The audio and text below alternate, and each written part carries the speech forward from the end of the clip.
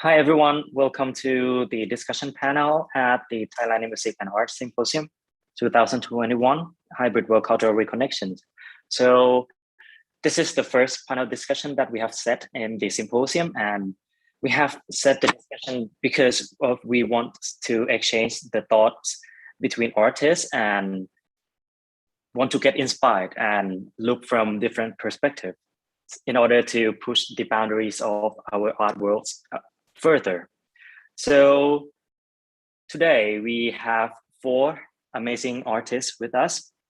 And then, so each artist that participating us today has worked and expertise in different areas, different disciplines. So I think that the topic that suits best for today's discussions will be multidisciplinary versus interdisciplinary. So before we getting into our topic, could you please introduce yourself just a bit so people who are watching right now can know you just a bit? Maybe Jungjae, can you start? Yes, I'm a saxophonist and has a jazz background. And then also I'm an improviser. And also these days I'm more focused on free improvising or like experimental music.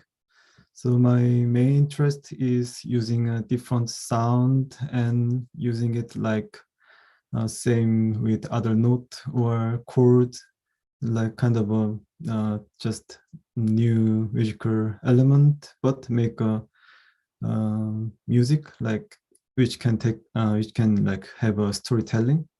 So I'm trying to make some kind of a new approach by this using different element and different sounds, but use in a like more unconservative way.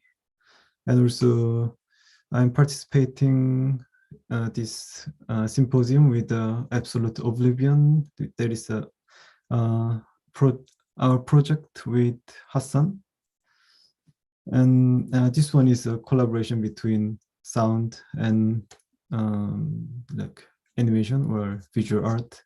And it has a free improvisation as a kind of a main tool that we are like make a conversation through this free improvisation. Okay, thank you. So maybe next one, Charles, do you want to go? Yes, thank you very much for having me. I'm Charles Michel. I am many things, but I guess I started as a chef, and I turned little by little into being interested in food as a medium, food as an art form, food as a way to communicate emotion, to provoke, to make people think, and of course also to educate, to infuse content within food and going beyond just the act of satisfying biological, bodily, and hedonic needs. I did research in experimental psychology at Oxford University around cross-modal perception, so how our mind integrates information from different senses to generate our perceptions. And in that time and before even going to Oxford, I was really interested in interdisciplinary approaches. And exchanging with Jungjae, you just mentioned free jazz. I had 10 years ago making a jazz band taste a dish and feel the textures and feel the aromas and the tastes and the complexity in it and be like, okay, how does this sound? Yeah, it has some high notes. Oh, it's a bit groovy, right? And the fattiness is a bit groovy. And so kind of translating one art from to the other, and that is something that I've been very passionate about for the past decade in creating experiences that are a synthesis of the arts somehow.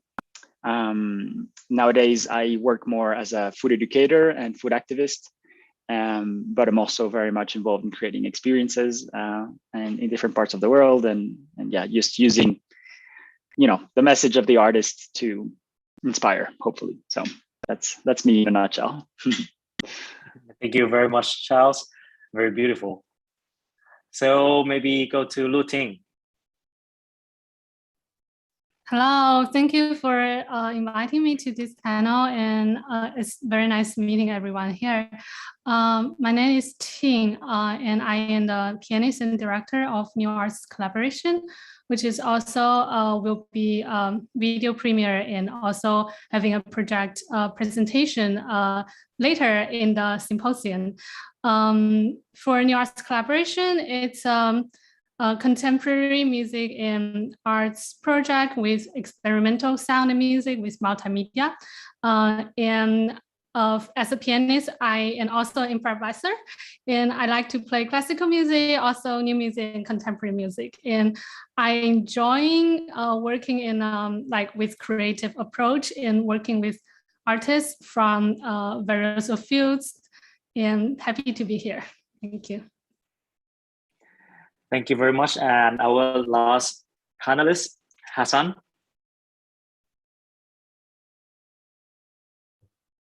Hi, hello everyone. I'm Hassan. Thank you for having me. I'm an animator, illustrator, independent filmmaker, and an experimental artist. I'm originally from Pakistan, but I also studied in the United States, and currently I'm in Norway. I did my master's here with the Young Youth, and currently I'm working as a full-time animator, but I also have a project with the Young Youth called Epsilon Oblivion. So that's where I use my background as a visual storyteller and an animator to create new forms of telling a story, which is basically audio and visual improvisation, as Young Yi was mentioning. So the inspiration is basically to kind of use the cinematic, the traditional cinematic experience, and then bring it into more experimental and live performance, and see how we can better connect stories to ourselves as creators and artists, and also to the audience as well. So that's the bit, yeah, in a nutshell, my theory behind the practice, especially with Absolute Oblivion. Wow, interesting. Thank you very much. I'm really looking forward to see your performance tomorrow. So lastly, my name is Napakorn Uesirinukro. I am the artistic director of Thailand Music and Art Symposium 2021, and I'm also a guitarist of Taseti Ensemble, which is the ensemble in residence of the Thailand Music and Art Symposiums. So wow, very interesting already, from like the diversity of you. So maybe shall I just get into our discussions? So regarding the topics, multidisciplinary versus interdisciplinary. So maybe the first questions is that, as an artist, is it even possible to overlook multidisciplinary approach? And actually, what is the benefits of cross-working with other disciplinary? So maybe can I go with Jung-jae first? Yes.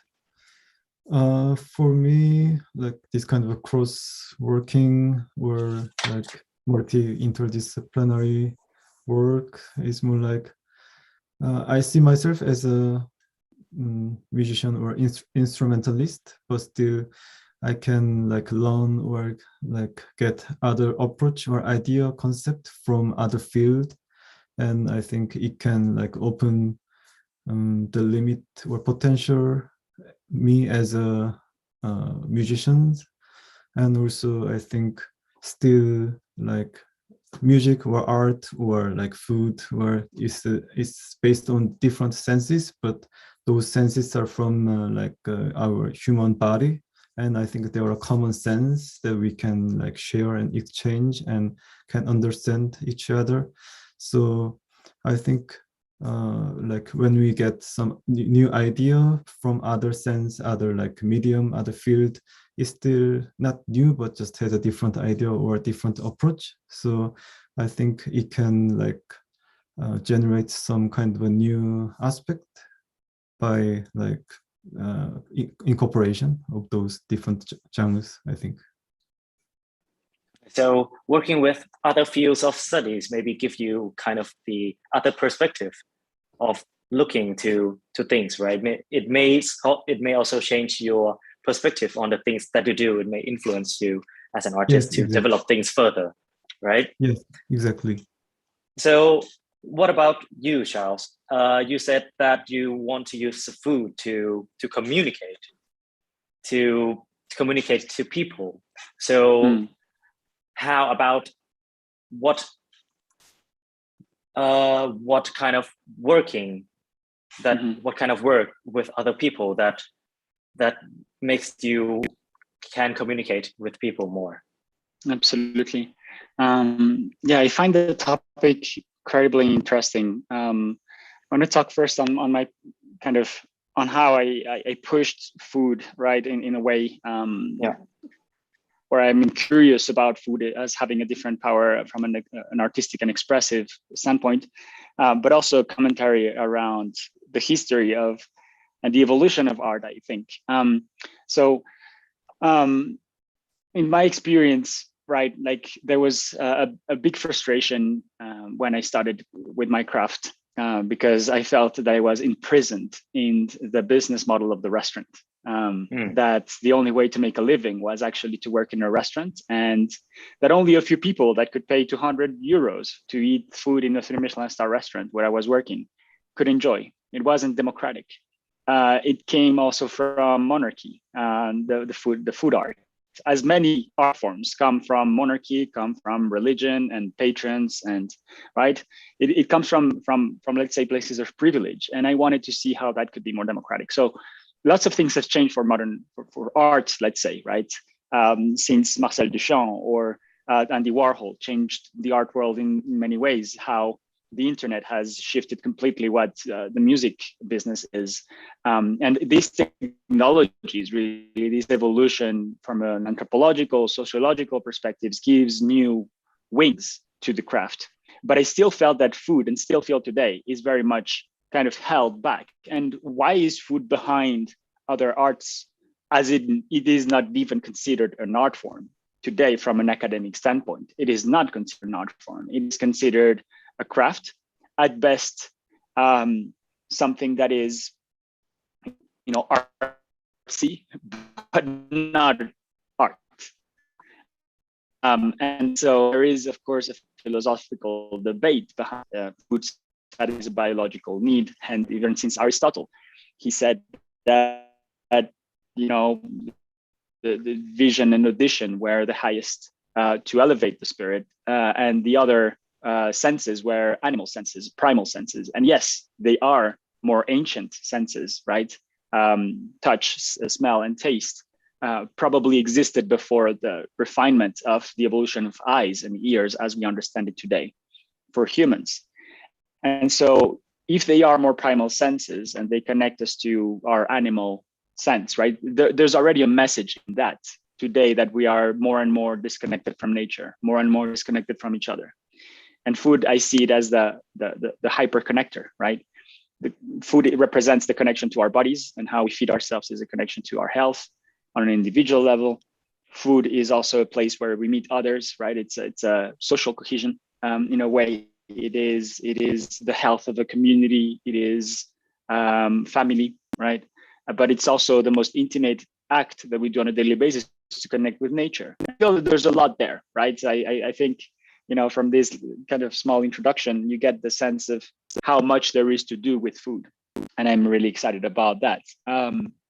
In the cross-disciplinary kind of aspect, which I'm happy to define it better later, but I will say, instead of interdisciplinary, multidisciplinary, I'll just use the word cross-modal, which I think is an interesting one. So what I've been doing from a cross-modal standpoint, or having this idea of interaction between art forms, I feel that there is a new media emerging from the interaction, right? So I'm doing the work on my own discipline in itself, but also the practice is actually interacting with other forms of expression.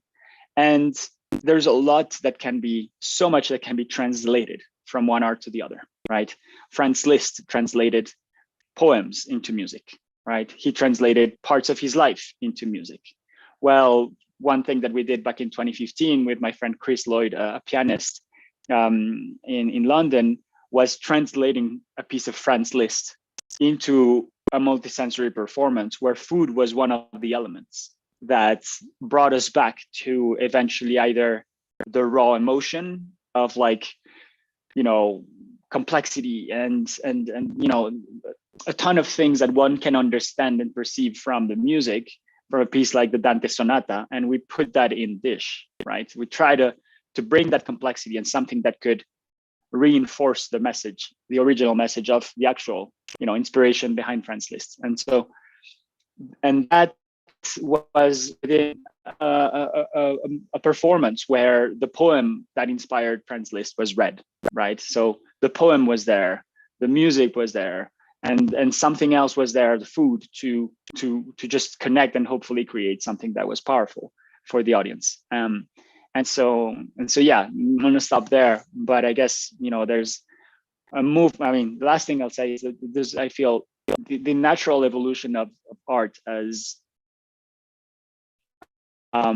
view and an expression of the zeitgeist of what's in the world, right? And so today we have so many opportunities with technology, the internet, that it gets a bit confusing. So I guess my biggest challenge now is, why are we doing this art? Why are we doing this collaboration? What is the purpose? What is the of it? And I think that's the most interesting question, I think, at this time, to being alive and to being an artist, is like, why are we doing this? And what's our role in society? Yeah, I'll leave it there. Yeah, thank you very much. Very beautiful questions. Like, it is very important as an artist indeed to keep questioning yourself, your works. Like, why are we doing this? Why are we doing this kind of projects? What it is going to benefit to our society, to our artistic perspective, to our own. So I might have some questions as a continuations to Charles. So Charles just put out the very interesting word, like cross-modal, which is a very impact. So I want to ask all of you about the multidisciplinary or cross-modal. When you combine two disciplines, so what kind of method, what kind of medium that you use to connect these two things together to produce one art, to produce a unity between two practices? What kind of method do you use? Maybe can I throw these questions to Hassan? Yeah, sure.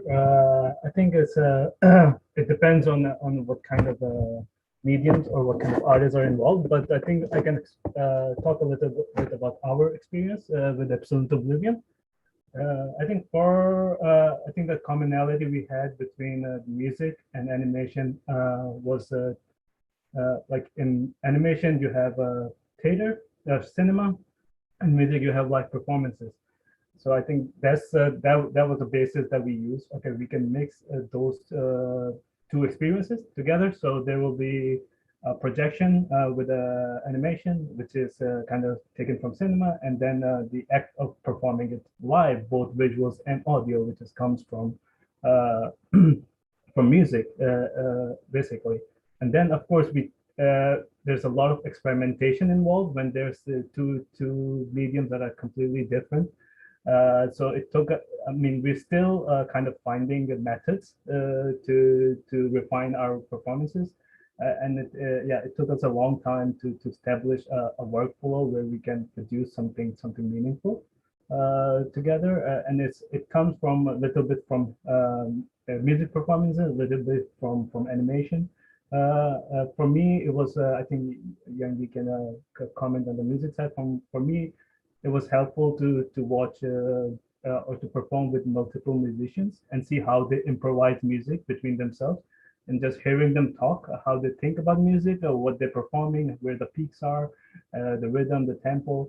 Because I was also performing live visuals, and I had no experience in performing live and freestyle anything, right? So that So I needed some of that methodology from music performance. So little by little, I learned that from them, and I'm sure Youngi also learned something about from the animation aspect, and just kind of like see where we can meet in the middle, where we can tell a story or we can do a performance that we actually want to do.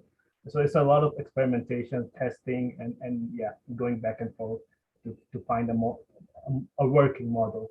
And it's still a work in progress, but I think yeah, with years it will evolve more. Thank you very much. So I heard very, very interesting word. I mean, I heard the word in the middle between two practices, right? So I also had a experience on working also with food in my master research. So I do a music with food. So for me, it is kind of hard and very challenged to find a balance between two practices, like to find a middle, to find the way it meets. It is very very hard, let's say. So maybe Luting. So can I ask you, like, how can you kind of establish the middle path between two practices?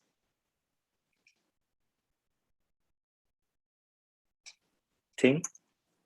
Yeah, good question. I really like the idea that Charles and Zhangje and Hassan share about like art, culture, and also collaboration with like musicians and artists. And as the question about like how to kind of combine two different disciplines, and I feel first come to mind is having the collaborative idea. Like first is kind of just like be open and flexible and curious about other fields and be willing to working with like fields from with other artists, and then to kind of listening to their like idea or approach about like how they want to create an artwork, and then really really working together. So it's kind of what I feel from my experience of like working with composer, with like video artists, to create something kind of as a combination from like multi disciplines. And then I also appreciate like what Charles talking about, like when, and also Paul Kong talking about like when food comes with music and how the combination has some kind of interesting like things going on with the like culture and everything, and it's really a creation. I really appreciate that. Thank you very much. Maybe we can move to the next questions. From the multidisciplinary or interdisciplinary or cross-modality approach that we are all doing at the moment. So what do you think is the path that this method going to bring us to? Maybe can I start with Charles at this round? How, like, what multi-sensory, no, what multidisciplinary can bring to like benefits to the artistic world? I'm going to say just one word: connection. Connecting. Beautiful. I think, what we're missing right now. And you know, we're talking a lot about a health pandemic and health crisis around the pandemic. I think the greatest pandemic that we have nowadays is a mental health pandemic, and a disconnection that is led by, you know, our devices and us being kind of absorbed by this technology in ways that somehow are unhealthy.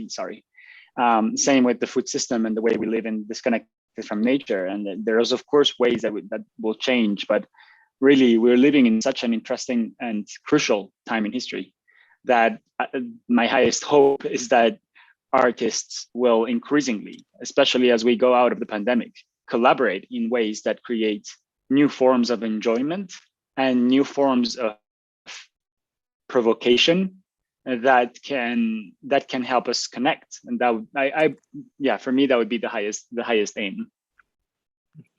Very nice, very nice.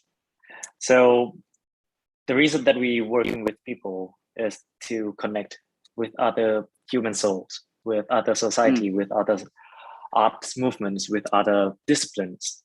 So maybe that's the most beautiful questions answer to the questions. So what about Jungjae?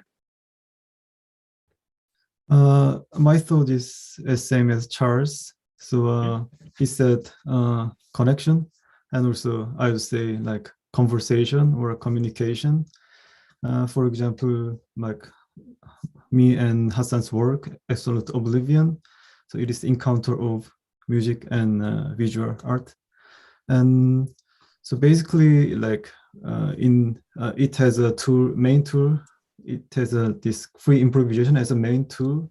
And in free improvisation, like it's a kind of a talking conversation and interaction each other. So like my music or my sound or the direction of the music is like action, has an action and reaction with Hassan's like live editing and effect, and how he like managed the story. And so from Hassan's view, he also got reaction from sound or music. So altogether they just like communicate at the same time, and it's like making some kind of constructure and making a story. So I think it's based on that two different part or two different word is meeting and make a conversation and understand each other. So I think that's the main part of our work. Wow. So it is kind of like an exchange and a conversations between an art forms, right? Yeah, and maybe I can add a bit more, but so basically I just understand those work from the free improvisation of musical like experience, and like so mainly I understand it as same as a musical like ensemble. So for example, when I do free improvisation in music, like I just play with other guys freely, and we just immediately act and react to the other guys and making a music in a real time. So I think basically like the work with Hassan has the same way method, but just it's because it has a different based on different sense, different medium. So just need to experience more to understand each other, and I think and also try to find some kind of negotiation between two different words. Yeah. Wow. And what about you, Ting? Yeah, for me, I feel where multidisciplinary leads us to maybe it would generate a new form of art, or maybe it would generate like expression, like new expression of art. For example, today we have electroacoustic music, which is actually a combination of like acoustic music and electronic music, and it's kind of developing from like musicians like maybe just like when they creating this form, they didn't even expect that this form will kind of become a kind of standard form, or we even have forum that's for electroacoustic music. So that's kind of, which is like very interesting in how everything kind of develops like beyond the multimedia. And also it could also lead to create a new experience, for example, like which I found like very popular for like immersive art show, which is kind of even popular with the pandemic, like people like still like wear masks and go into a gallery to see that kind of like show. So it's still it's kind of creating new experience for people to enjoying, like for providing audiences a new thing that they ever like imagined before. That's my thought. Wow, nice. Okay, and Hassan.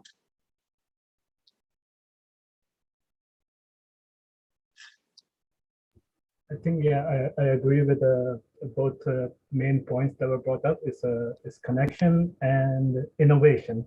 I think for artists, it's nice to have that connection, and for audience, they can get to see something new, refreshing that might help them overcome the redundancy or repetitive content that's available to them. That they become kind of numb to it, doesn't respond if everything kind of looks the same. And when they see something new or refreshing, then you have a better connection in terms of arts. And as an artist as well, I think it's very helpful to have a connection with another person with a different discipline.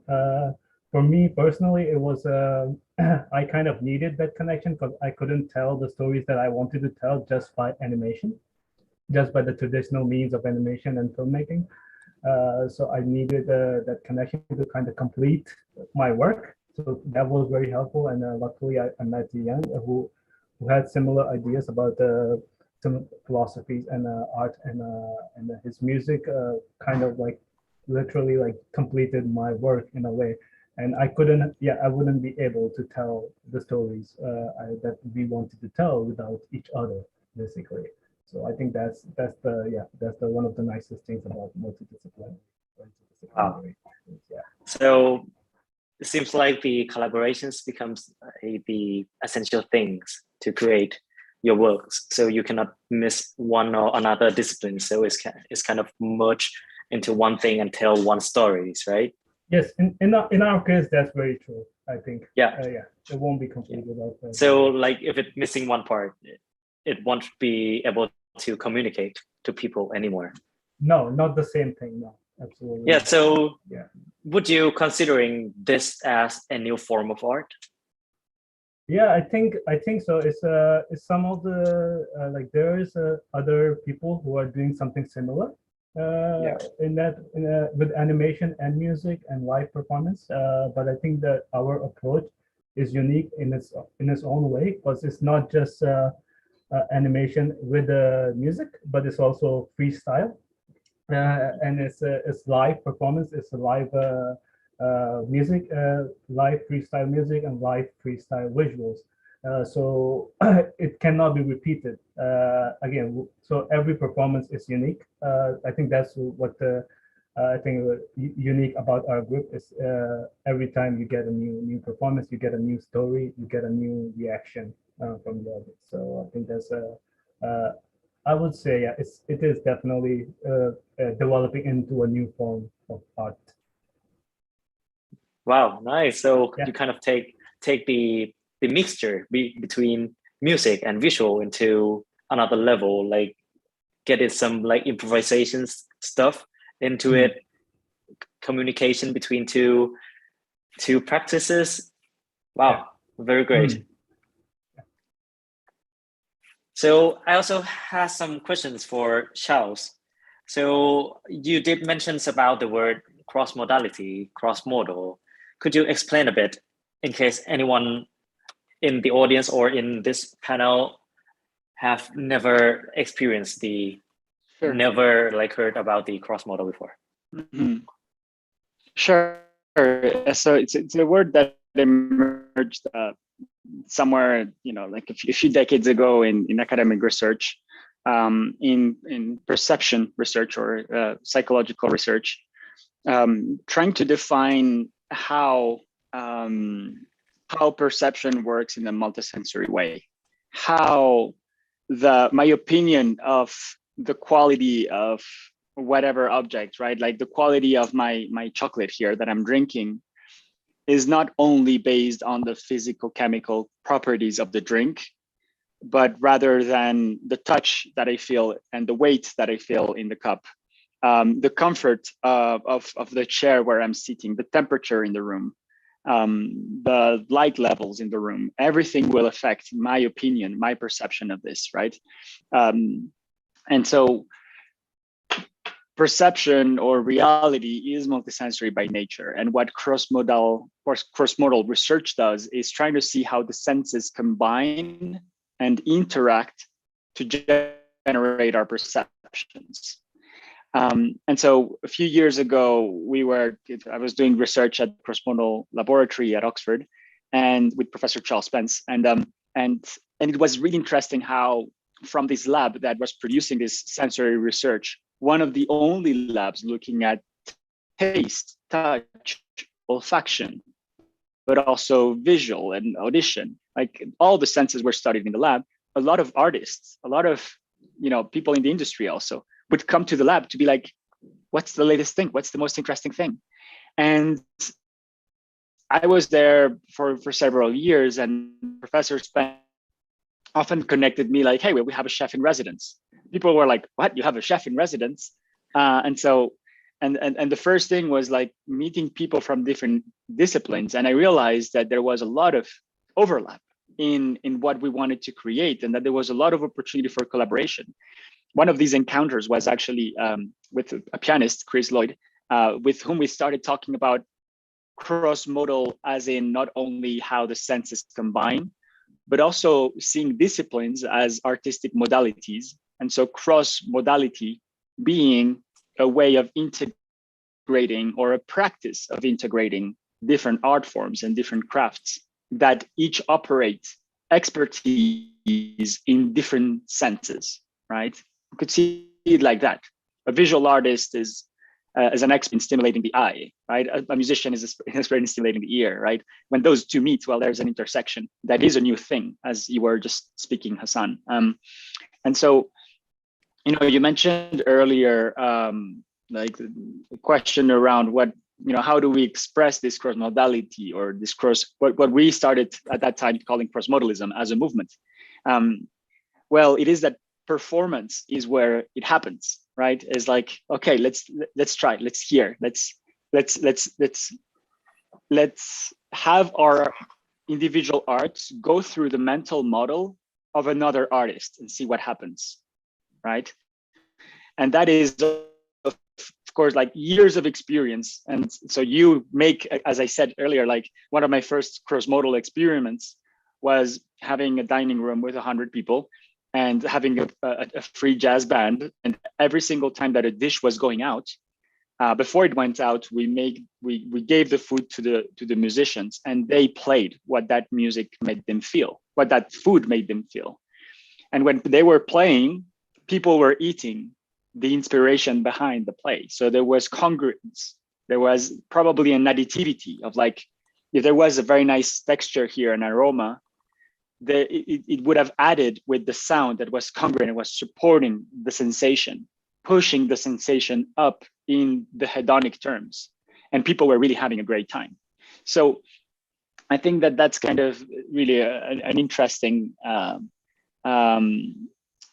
media of, and also an umbrella for what multidisciplinary, interdisciplinary, cross-disciplinary, right? Well, we started seeing that at that time as cross-modalism, as just an umbrella, that just like the senses interact and integrate to generate our perceptions, disciplines can integrate and interact to generate new forms of enjoyment, new forms of meaning through art.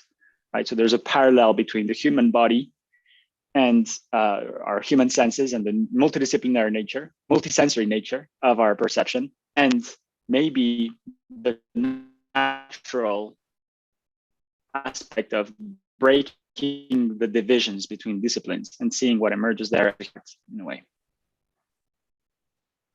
Wow. So you mentioned about the word congruency and so stuff like that. It seems like the emotions, the experience that you have faced when the jazz musicians play the sound of the dishes, right? It seems like emotions is like one of the most important things in connections these two practices. And what do you think? Absolutely. I think, emotion, I mean, music is a language of emotion, right? You can, simple for anyone to understand, like, major chord, minor chord, right? It's very simple to understand. It's very universal, right? Yeah. Rhythm is incredibly universal. Right. So there's an emotion in all different art forms, but when they add, I think there's deeper layers of meaning. Let me give you an example of an experience I created with the cross-modalists back in London in 2015 or 14. I wanted to do a commentary, or we wanted to do a commentary on the mindless eating of meat and like big portions, and just understanding that that was linked to deforestation and all these things.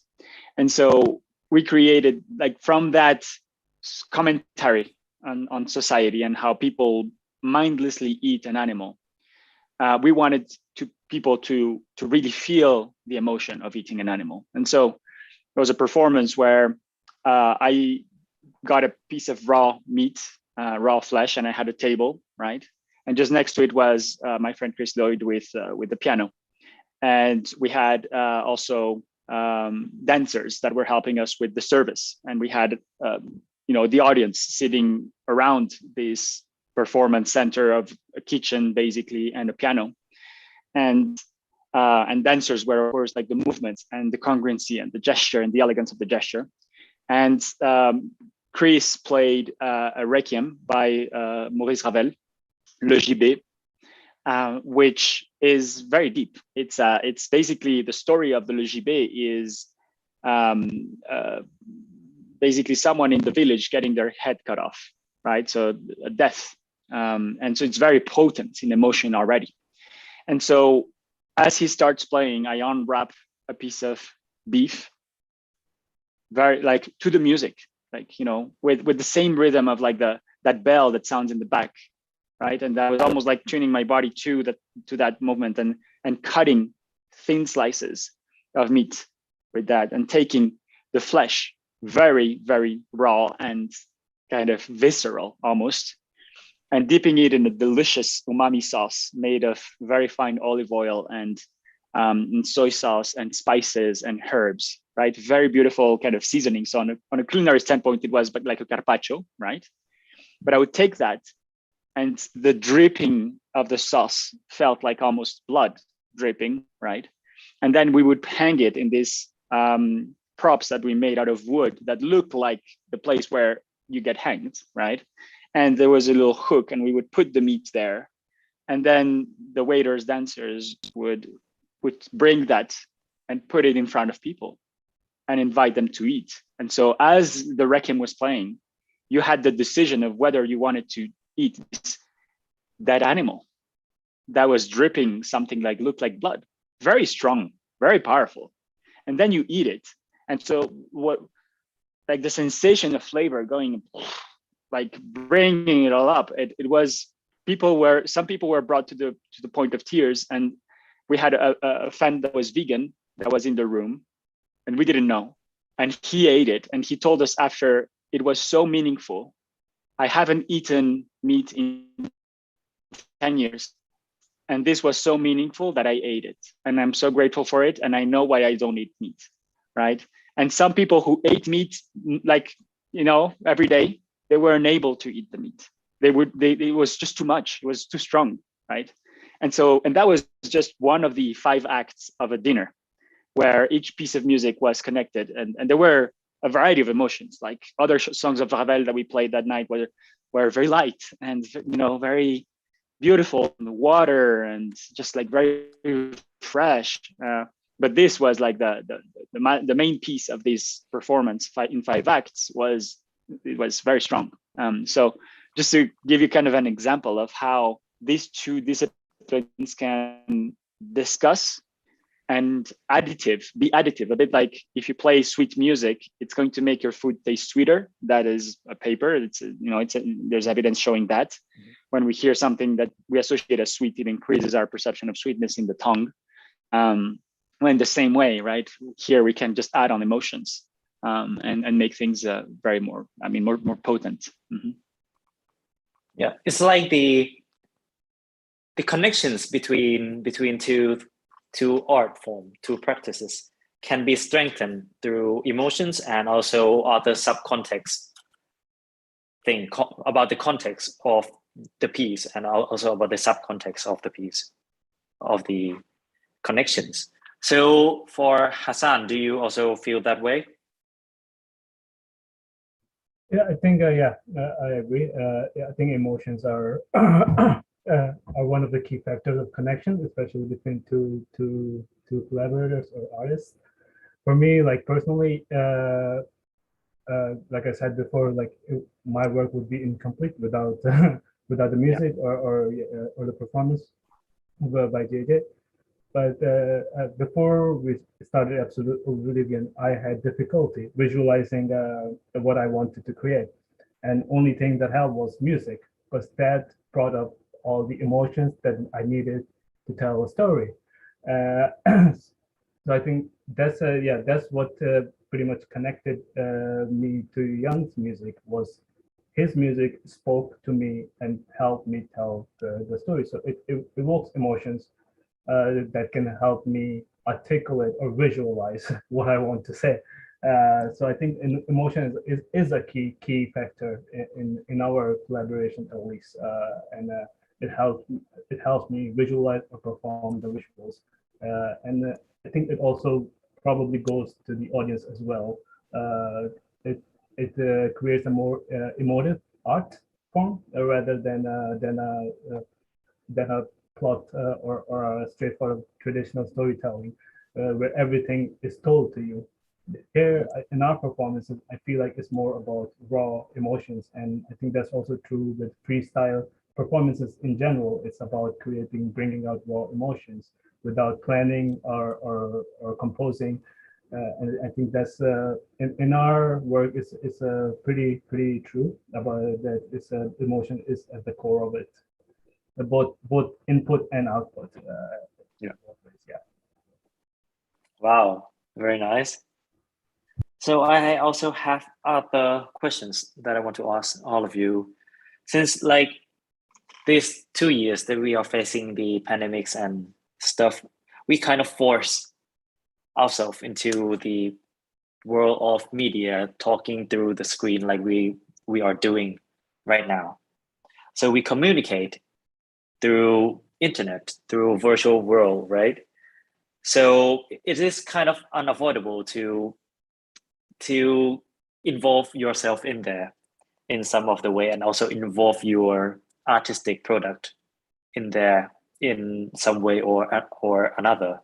So do you think is this kind of situations that we are using the internet consumptions and living in the virtual world, is it going to affect your artistic approach? So maybe Ting? Yeah, good question. I feel a lot of things definitely changed like during the pandemic, especially for like performing arts. We are doing so many like virtual performances, and we try to guarantee that the quality of the virtual performances are as good, try to be as good as live performance.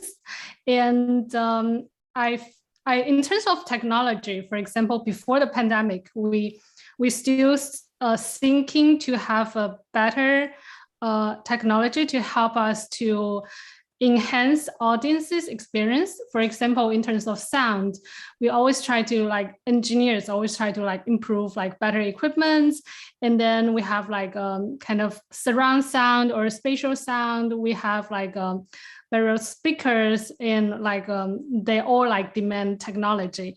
And during the pandemic, we try to, I would say, try to kind of we still try to improve audience experience. And as performers, there are so many softwares that people like artists and performers are using during the pandemic for rehearsals and performers. So for example, I also improvise with musicians that are remotely in Vienna. So we are using Sonobus, and we are still be able to listening other the other people's playing at a kind of the minimum latency. So I still be able to improvise and playing with each other in that way, which is super helpful from technology. And yeah, So it's definitely like we are trying to like, I would say like accommodate and go with what's be available in terms of technology and what technology can help us to kind of achieve a better performance in no matter if it's live performance or virtual performance. Wow. So, I mean, like through the internet, through the virtual performance, we can kind of modify a lot of things, right? We can do a lot of stuff through technologies. We can kind of mocking things up a bit. Even now, like even you talked about the syllabus with the very low latency. We are able to communicate with our fellow musicians and stuff. So do you think that in one day virtual performance will beat up the physical performance? I do think that's possible because I think let me think to start this question. Yeah, I think because I was interested in like AR, VR, so I like read some articles about that. So I think like it's actually kind of that direction of like the virtual kind of like, I mean, people want to create a virtual environment like a life. So one day, maybe when we watch music performance, we can just be at home, and then we can maybe kind of something technology can help us to watch, and then we don't feel that we're stuck at home. We are actually, it feels the same like as we are in performing theater or we are in a concert venue, and then it sounds like the same and it feels the same. So I definitely think that would be totally possible. And I mean, I myself looking forward to having like technology and like new things to kind of fulfill people's willing of like, no matter where we are, like maybe I am in Bay Area, San Francisco, but I could see and traveling to Thailand, it feels the same. So I would say, yeah, that's totally possible. And yeah, it will be fun to, I mean, achieve that one. Yeah, I can see like if we can do that, it is the big enlargement of the possibilities, right? Of collaborations, of working together. Jungjae, do you also think in that way that the one day virtual performance will be the physical performance?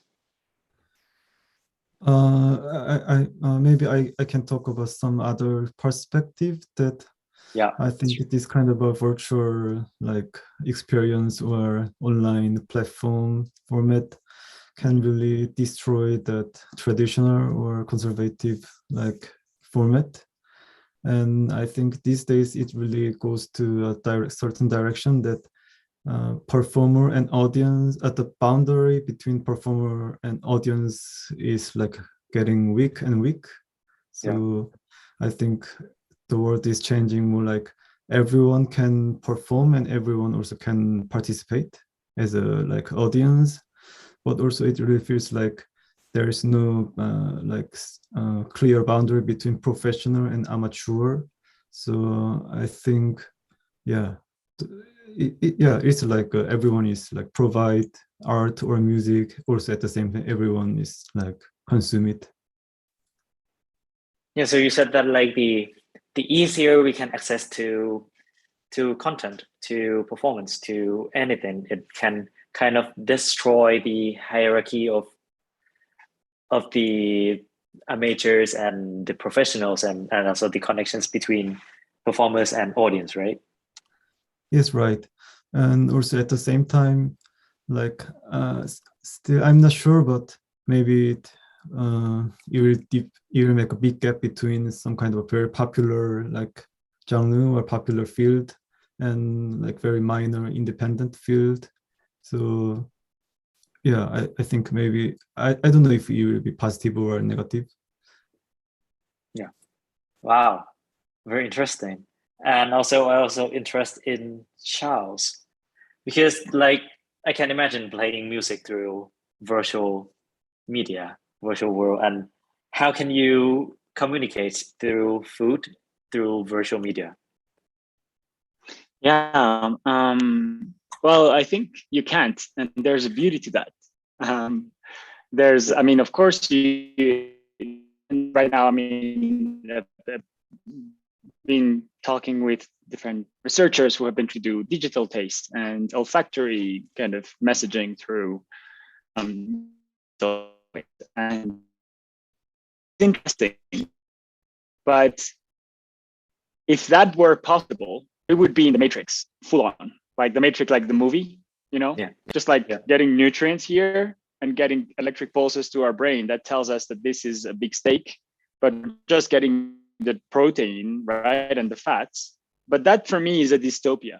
I mean, for me, Matrix, like the movie, is the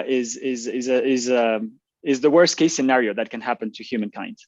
And so to your question, is virtual going to beat real?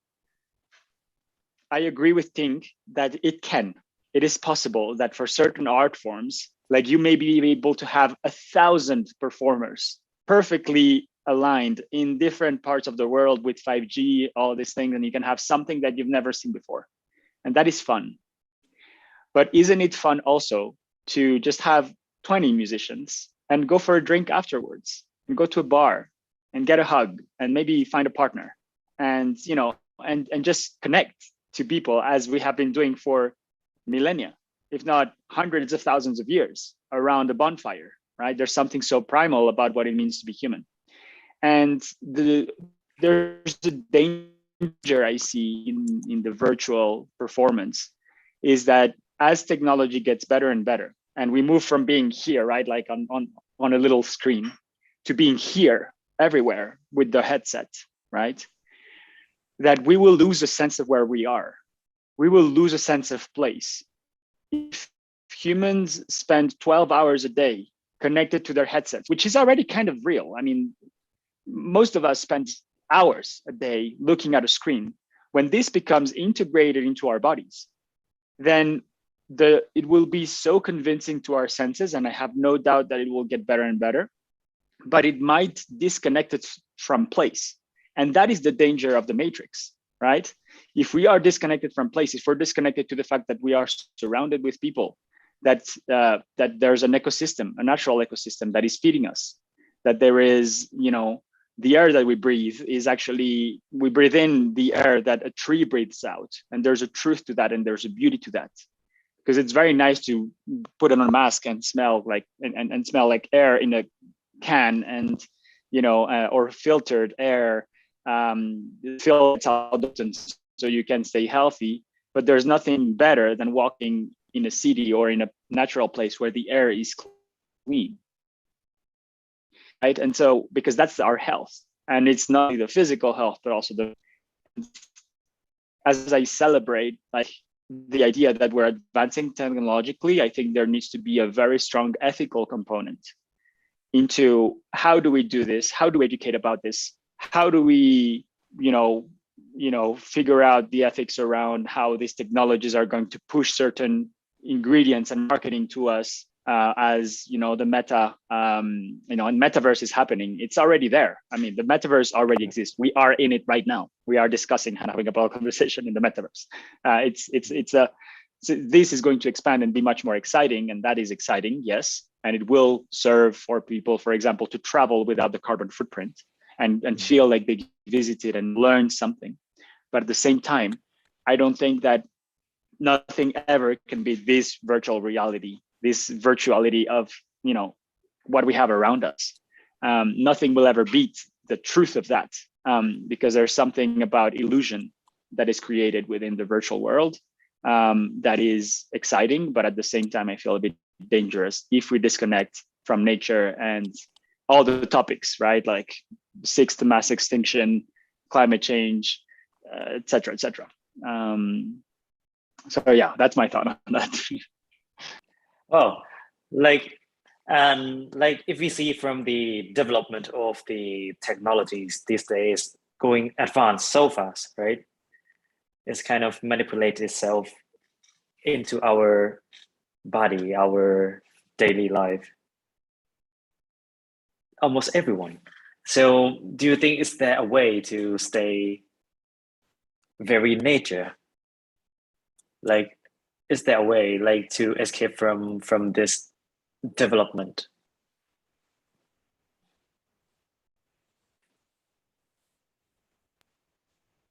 I think if we are able to combine the best of technology with the best of ethics in our position as humans in this crucial time in history, I think there's something amazing. Like that's like it's a very beautiful world that we can co-create in the coming century, and it's our generation and the next one and the following, right, that are going to make a change that is probably going to stay here for a very long time, because the internet just happened 20 years ago, 34 years ago. I mean, that's like it's very recent.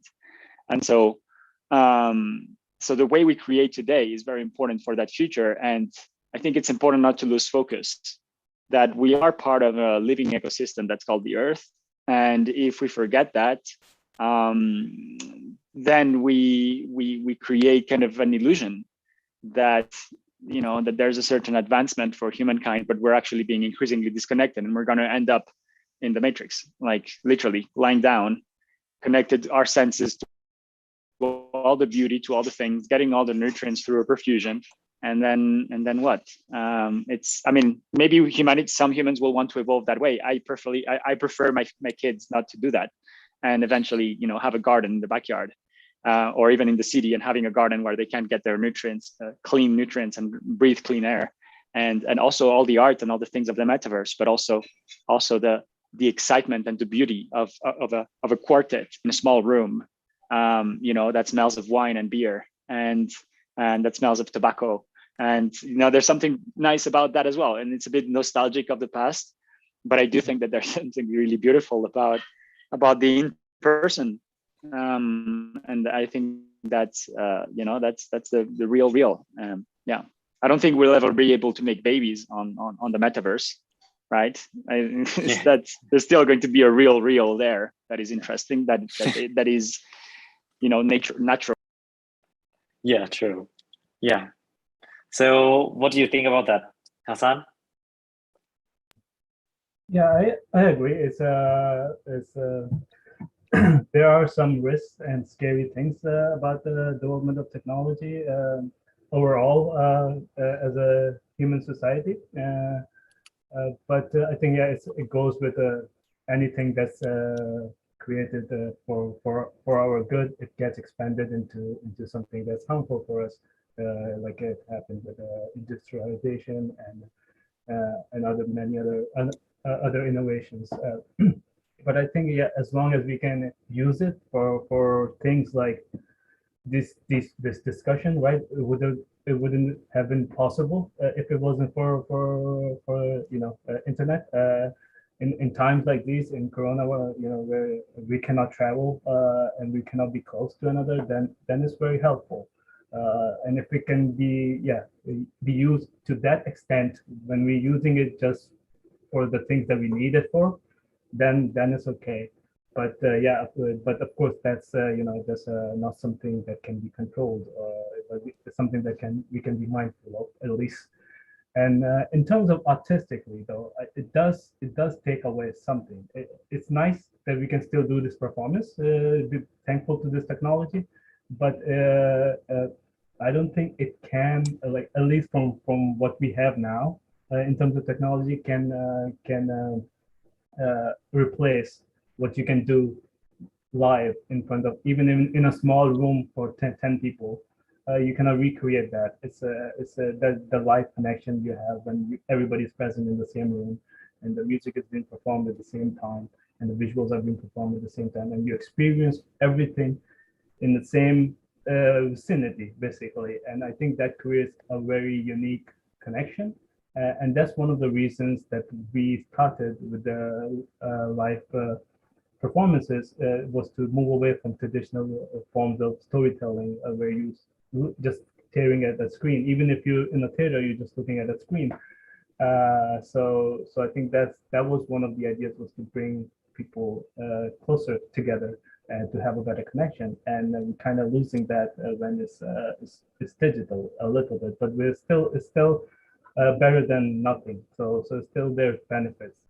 There's always. So I think that's Wow, that's true. Like, yeah. I mean, like, I also agree on that. I think the most important thing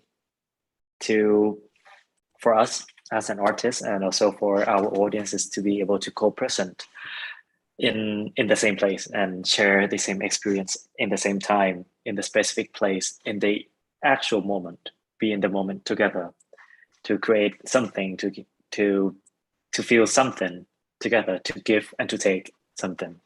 So, and what about Ting?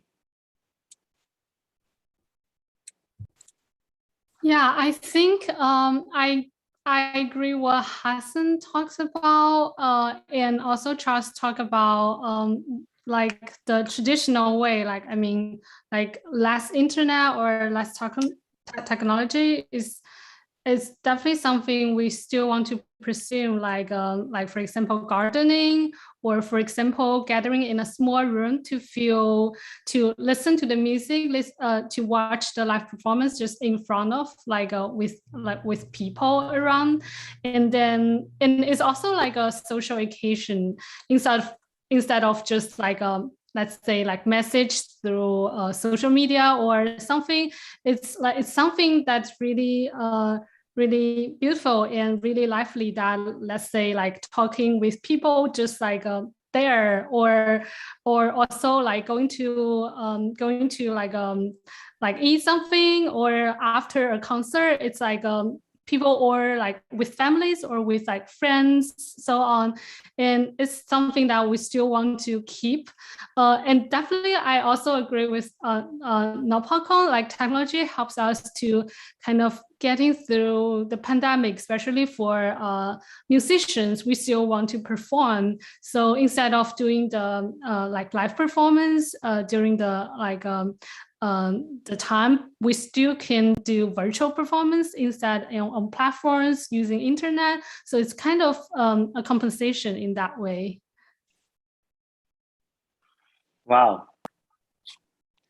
So I also have further questions about the live and virtual things. So it seems like nowadays the things that we are missing in the virtual performance is sensories, right?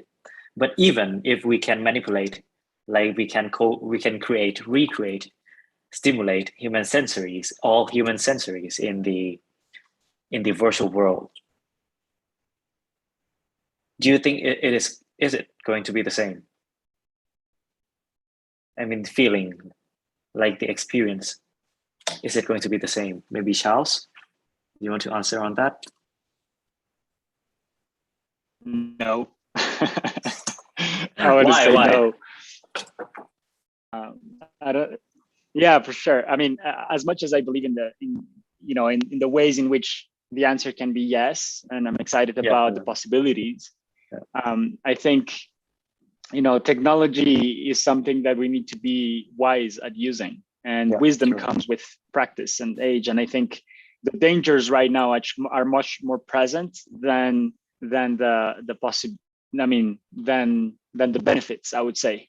And we're seeing that with a whole generation of youth having increased mental health problems because of the Facebook platforms, or in general, like let's say the devices, right? And so it's just like we're really babies, I think, playing with technology as humans, and we're just figuring it out. Even if it's been 200 years of the steam engine, 40 years of the internet, I think we're still very much at the beginning, and we have no clue what's going to happen. The blockchain technologies and how that is changing the art world and the economies around art, right? Jung was talking about the dangers of between professional and right. What if an AI can play better than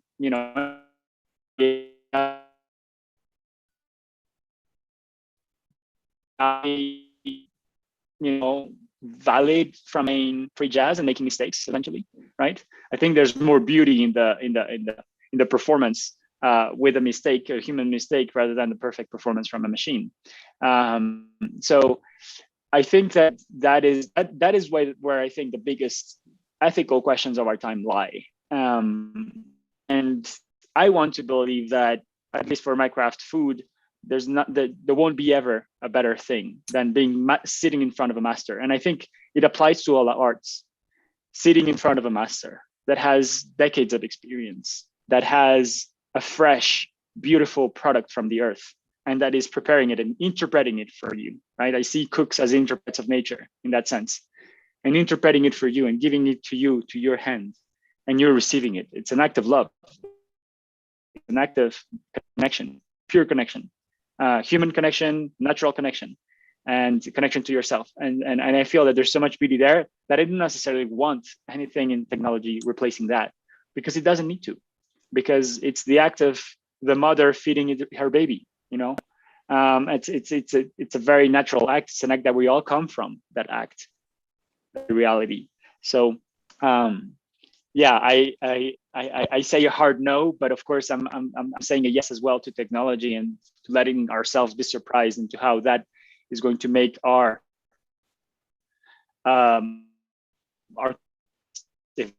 evolve.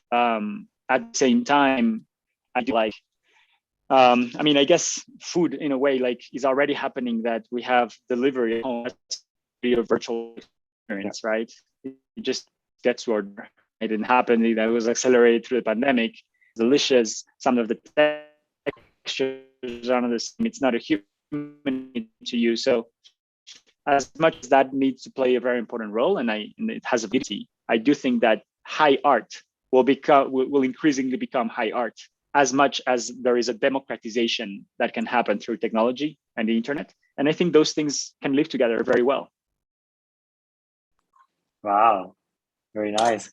So now time flies, right? So now we are like only 10 minutes before this live ends. So I want to just maybe ask one last questions to all of you.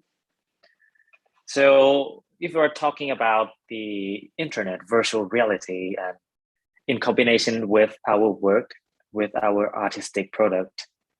So I want to know that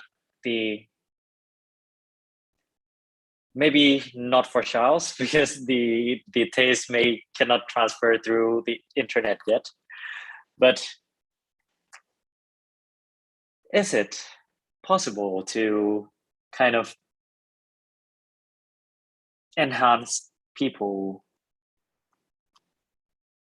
experience by using internet, not decreasing it, but enhancing it, not disvalue, but kind of enhance? Just maybe Jungjie first. I think if it is talking about the live performance, then I'm still negative as a musician, because also as a performer or as an audience, in my own experience, still it was hard to concentrate to the screen and listen to music, and still I think it's difficult to deliver the vibe of live and the energy. So I'm still not kind of negative about it, but I think it's more a matter about technology in the future. Yeah, nice. Ting? Yeah, I would say I feel like as like technology for having performance online, like happening online, or I think it's definitely improving, or there's always like methods that we could apply. Like for example, if the Zoom call doesn't have a good quality for live performance, maybe we can do a pre-recorded video and then upload it. So yeah, I think technology is there, and it's kind of itself is improving in some way, and then we just have to kind of giving it time or really learn to how to apply that for help us to give a better performance. And yeah, that would be my thoughts about that. Hassan?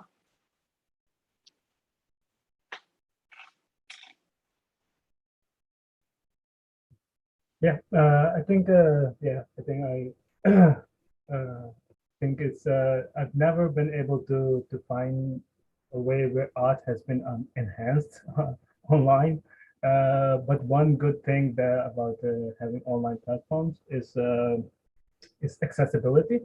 In the same way Netflix did for films or TV shows. I think people can access it more readily and they can watch it at their own time. I think that's a plus point. And for some people, it might also enhance their experience if they're watching it comfortably at home, if they don't want to be outside. So I think in that way there are these benefits, but for me, yeah, as an audience, I don't. Yeah, it's very difficult to replace a live performance in our case, at least. But as an artist, technology definitely helps in creating better art. So in that way, it's very helpful. And each day, there's new and new technology, new and new tools are coming along, which kind of helps you make faster and more intuitive artwork. So technology in that sense, I as an artist, I see technology as a benefit rather than. But for audience, it's always a little sad when they have to see it on a screen at home. But even if it's just a still image, it's nicer to see it in a museum or a gallery than on your computer screen. And it's also gives the artwork the space, right? Because if you're seeing something online, it's so saturated. You don't have time. You won't spend more than 3 seconds on something online because there's so much more you want to go to, right? There's so many. It's so saturated. So there's not enough room for, even if your artwork is good, great, and people can connect to it and everything, they just don't have the attention span online or in technology to actually give the time or the space it needs to process it. I think that's yeah. So it's difficult to say how it can enhance audiences experience, but it does enhance our workflow in a way. It does have benefits in that way. Yeah. That's true. Charles, do you have anything to add? Yeah, just a quick thing. Like maybe I cannot convey food through the internet, but we've been doing with my patrons for 2 years in the pandemic, cooking together. I have the same ingredients and cooking together in different parts of the world, and it's been amazing. Like, I really think that what happens here is like we hack time and space. Like, that's what virtual world can give us. We hack time and space. We can travel to places, we can be together without being together. And that's wonderful. Now, there's one thing in particular with regards to music and music performance. I'm a massive music lover, and in particular the live. There's something we forget, is that when on the virtual world, we're only playing for the ears, right? And of course the eye, but it's kind of disconnected. But on a virtual, there's of course the ear and the eye, but there's another aspect that we tend to forget, which is that we are listening. If you go to a rock concert, right, it's very nascent, but if you're not too far away from pianist, you can almost hear the pianist breathe. It's not only the piano connected to a cable and going through a speaker. You can hear the breath of the pianist going like, right? And it changes, right? You can feel the human as an instrument of the piano almost, and as the human as an instrument, and so and also the vibrations in our body for the when there's that, and the subtlety as well, right? And you get shivers in your body sometimes with certain music, and that I think can only be achieved through in such a clean and subtle way in real life experience, when the instrument is not far away from your body. You're listening with your body, not just with your ears. I think there's a big difference there. Yeah, true. Yeah, definitely. And what if there's a equipment that could enhance that kind of a way? Like I have talked to you, I've discussed to you once, the subpack that I have discussed with you like several months ago. So the subpack is like the kind of the enhance like the, what can I say about subpack? Yeah, so Can the I explain? subpack is a you put it in your body here in your back, and it takes some sound frequencies and turns them into vibration. Yeah. So you get an expanded version of the sound. So it imitates that, but you would need to be wearing a full body suit. That would be very expensive in order to really get the real thing. Now there's a new medium with subpack, because you can eventually create a new, like the beat could be just tactile, right? And then you could get like the whole music. So it becomes another musical instrument. But just, I'm going to say one thing, is the last thing is that from a sensory research perspective, sound is actually a tactile sense, and sound might have evolved as the most tactile, the most sensitive part of our sense of touch. So sensitive that the brain connected and kind of turned it into what we perceive as sound, but it is actually a vibration of the air, right? So it's touch. It's touch turned into what we perceive as sound. Wow, very nice, very interesting. But sadly, we are kind of ran out of time. So I really thank you, all of you. Thank you, Jungjae. Thank you, Charles. Thank you, Ting, and thank you, Hassan, for participating in this event. And our event is going to be on for the whole weekend from tomorrow, Friday, Saturday, and Sunday, from 17 to 19 December 2021. So we will have 6 concerts. We will have 3 more discussion panels on different topics. We will have the project presentations, which Jungjae and Hassan work, and also Ting Works will be there tomorrow. And we also have a lot of workshops. Okay, so this year, I think we display like 50, 60 works. So crazy. We are getting crazier every year. So if I can ask, maybe Ting, can you talk a bit about your project that you will present tomorrow a bit? Give us some sneak peek. Yeah, sure. The project tomorrow, there will be it's audio visual artworks. I would say the music are written by living composers, and living composers from Bay Area, San Francisco, also from Germany, from Europe, and other countries. And those composers in collaboration with video artists. So each work, each piece has video work showing, and each has its own character, and it's kind of a unique teamwork. So the composer and the video artist, they create this one unique work, and it's kind of its own voice. And I believe tomorrow there will be 4 works presented by the symposium. And there will also be a project presentation. I invited my fellow artists to, and me, myself also, we will talk through about like how's the creation of the project, and how's the process of everything, like for the world premiere just happening on November, and more details about the project if like people would like to know about that. Wow, nice. And Jungjae and Hassan, maybe one of you, who is going to go? Okay, so our project is called Epsilon Oblivion. It's a free improvisation between music and visual art. And so the story is based on Hassan's like kind of adult fairy tale. And then him and I make a kind of free improvisation and it will make a storytelling. So even though it has a like a fixed story, but the like set is different every time. Wow. And maybe one can add some more word. The visuals are also, so as Gege was mentioning, it has a singular story, but I do not present it like that every time. It's I remix it with live editing and live animation. So it comes, depending on the young's performance, it comes a little bit different every time. And it's when you mix beginning, middle, and end, turns into a new story each time, and especially with new music, it gives you a different feeling. Well, fantastic. So tomorrow, Ting project performance will be premiere at 10 a.m. in Bangkok time, and Jungjae and Hassan Absolute Oblivion project will be present at 11 Thailand time tomorrow.